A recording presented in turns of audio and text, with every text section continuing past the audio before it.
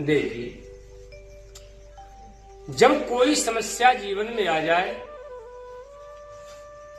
तो उस समय प्राणी को क्या करना चाहिए? कोई समस्या जीवन में जब आ जाए तो प्राणी को क्या करना चाहिए?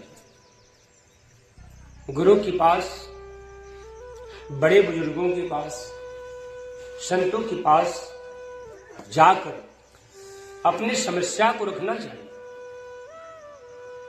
समस्या से लड़ने का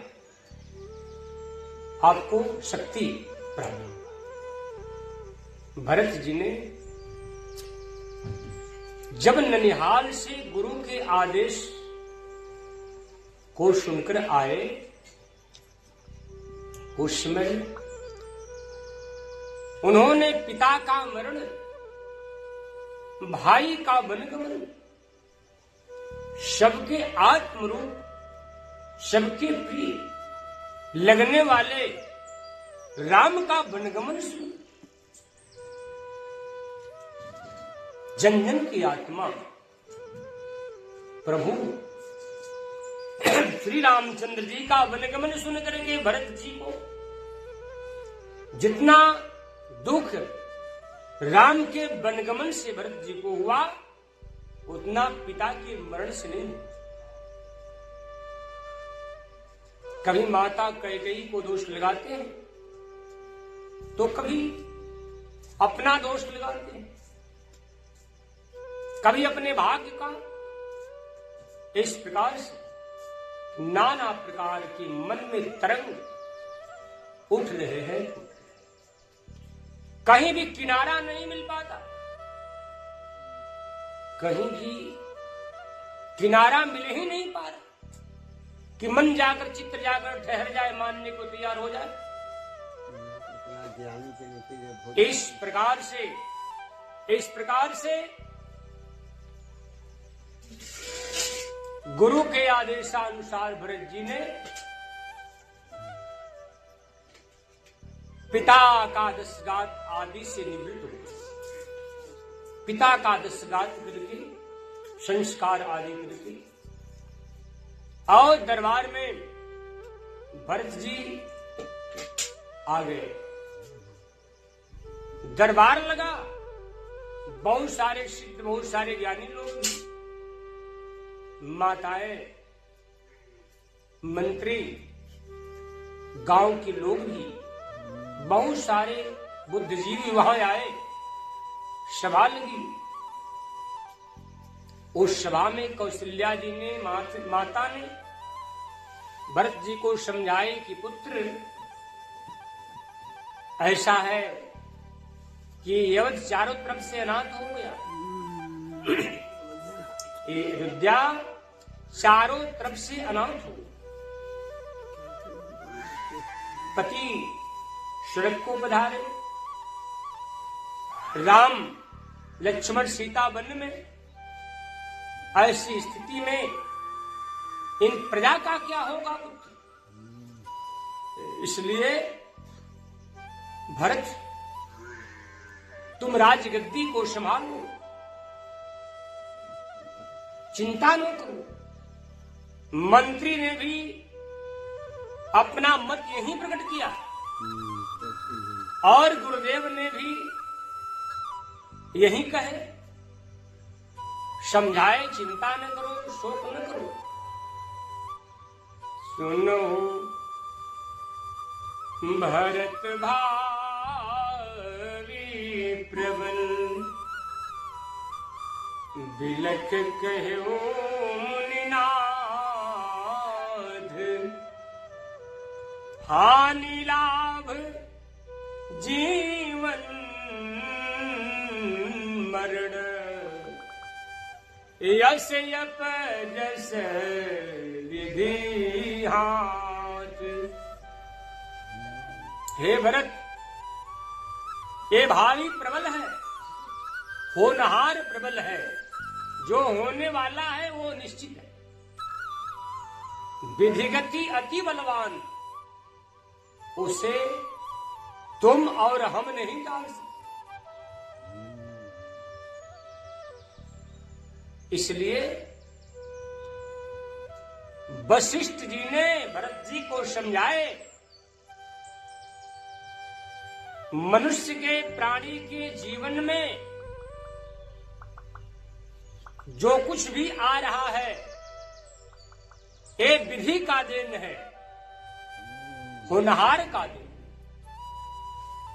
इसलिए भरत ये भावी प्रबल है, ऐसा जान करके तुम चिंता न करो, क्योंकि 6 चीज मनुष्य के हाथ में, प्राणी के हाथ में नहीं है।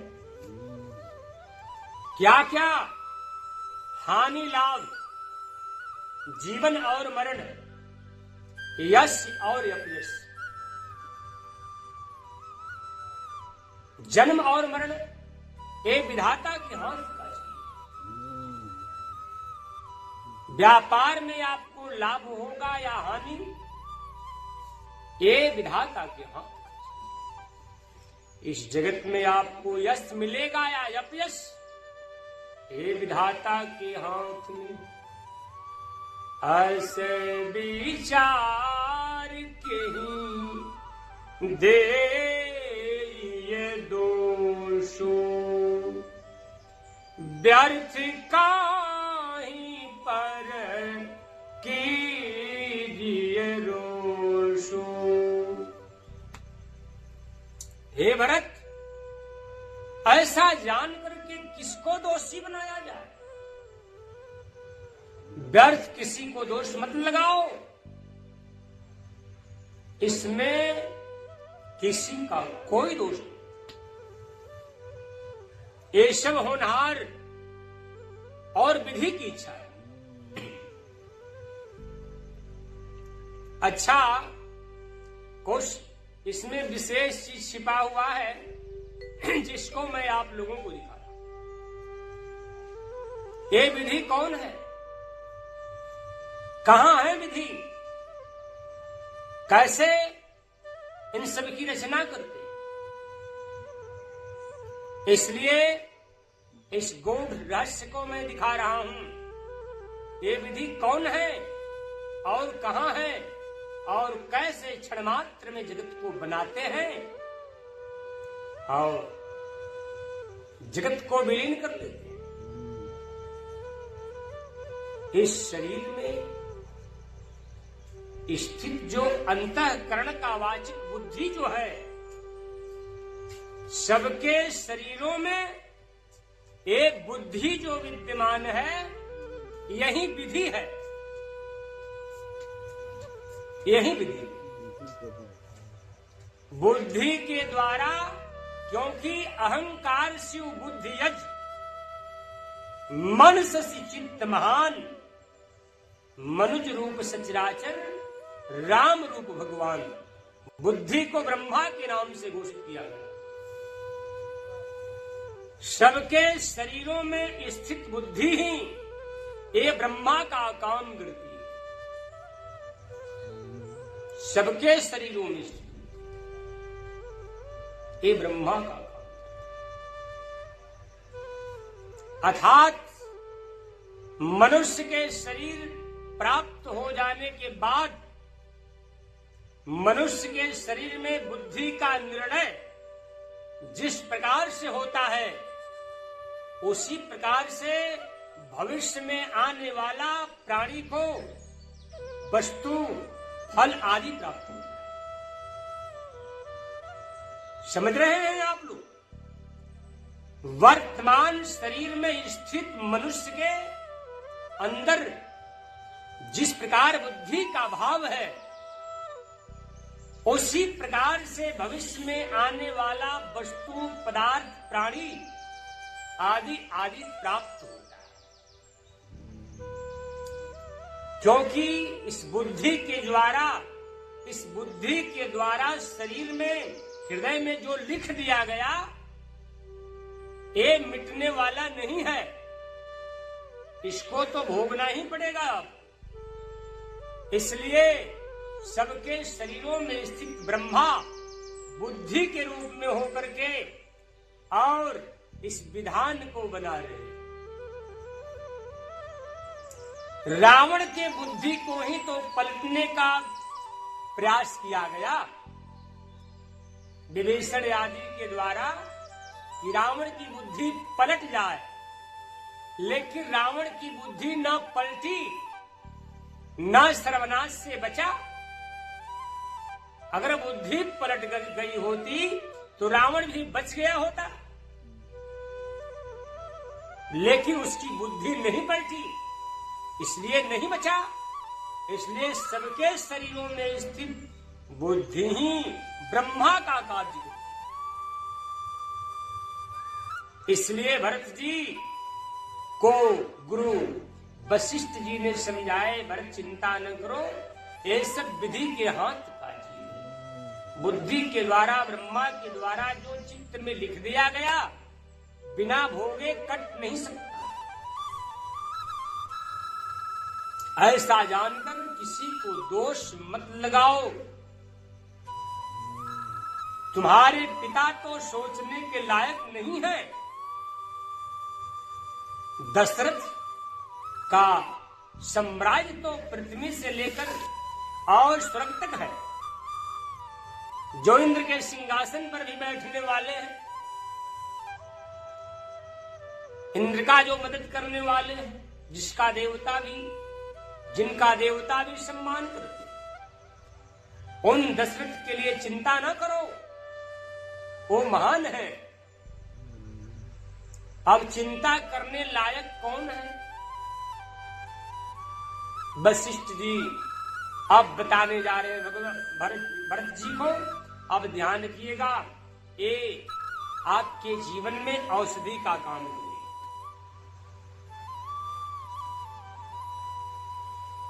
सोचिए विप्रजो वेद विहीना,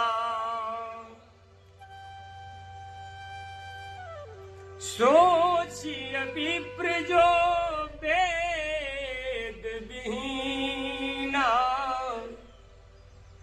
तज निज धर्म विषय लय लीना। भरत, अब सोचने लायक कौन है उसको सुनो। वो विप्र सोचने के लायक है जो अपना धर्म छोड़ दिया। तज निज धर्म। अच्छा, विप्र का धर्म क्या है? विप्र किसे कहते हैं?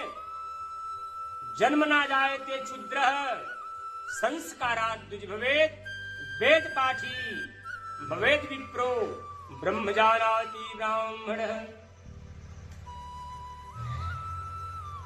वेद का पठन पाठन मनन करने वाले, वेद में स्थित रहने वाले को विप्र कहते हैं। जन्म से सब लोग क्षुद्र माने गए, संस्कार जब हो जाता है, गुरु आधीनस्थ जब जीव हो जाए, उस समय द्विज बन जाता है, तब उसे वेद पढ़ने का, शास्त्र पढ़ने का और हरि भजन करने का अधिकार मिलता है। ऐसा विप्र जिसको अधिकार मिला वेद पढ़ने का, गुरु भी मिले, शास्त्र मर्यादाओं में रहने का, शास्त्र वाचन करने का, स्तोत्र पढ़ने का, प्रभु गुणगान करने का अवसर मिला, विप्र का धर्म है। लेकिन इस अपने धर्म को छोड़कर, वेद पढ़ना छोड़कर, या वेद और पुराण शास्त्र को स्वार्थ में डालकर, और हरि नाम छोड़कर, हरि का चरित्र, हरि का गान छोड़कर वे विषय में लीन हो गया। रोटी में, कपड़ा में, मकान में, स्त्री में, प्रपंच में। वो विप्र सोचने के लायक। सोचिए नृपति न, सोचिए नृपति जो नीति न जाना, जेहि न प्रजा प्रिय प्राण समाना। सोच ये नृपति जो नीति न जाना। ओ राजा सोचने के योग्य है। कौन? जो नीति नहीं जानता। सीताराम। ओ राजा सोचने के योग्य है जो नीति नहीं जानता। राजनीति बिनु धन बिनु धर्मा, हरि समर्पहि बिन सत्कर्मा। बिना नीति का राज्य नहीं चलता। राजनीति बिनु धर्मा, बिना धन का धर्म नहीं होता। हरि समर्पहि बिन सत्कर्मा। बिना कर्म को बिना हरि को समर्पण किए एक कर्म कभी शुद्ध नहीं हो सकता। कर्म को हरि को समर्पण किए बिना इस कर्म का जो निकलने वाला फल है और ये कर्म शुद्ध नहीं हो सकता, बंधनकारी हो जाएगा। इसलिए आप जो कुछ कर्म करते हैं, यत् करोसि यदस्नासि, यज्जुहोसि ददासि यता, यत् पश्यसि कौन्तेय तत् कुरुष्व मदर्पणम्। भगवान श्री हरि ने कहा, हे पार्थ, यत् करोसि रसनासि, तुम जो करते हो मुझे अर्पण करो। यत् करोसि रसनासि, जो अन्न खाते हो मुझे अर्पण करो। यज्ञोसी, जो यज्ञ करते हो वो मुझे अर्पण करो। ददास्यत, जो दान देते हो मुझे अर्पण करो। यत् पश्यसि कौन्तेय, तुम जो तप करते हो मुझे अर्पण करो। यत् पश्यसि कौन्तेय तत्कुरुष, इन सबको मुझे अर्पण कर दो। मद अर्पण। जब भगवान को अपने शरीर और शरीर के द्वारा हुए कर्मों को और फलों को जब भगवान को समर्पण कर देंगे तो आपका जीवन चरित्र और जीवन फल ही एक विशुद्ध नहीं, एक परम विशुद्ध, निर्मल, परम पवित्र हो जाए। इसलिए हरि को कर्म समर्पण करो। कह दो, मेरा मुझ में कुछ नहीं,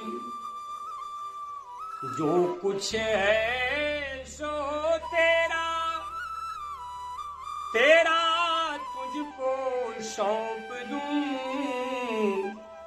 क्या लागे है मेरा। मेरा मुझ में कुछ ही नहीं, जो कुछ भी है प्रभु ये सब आपका है और मैं आपको समर्पित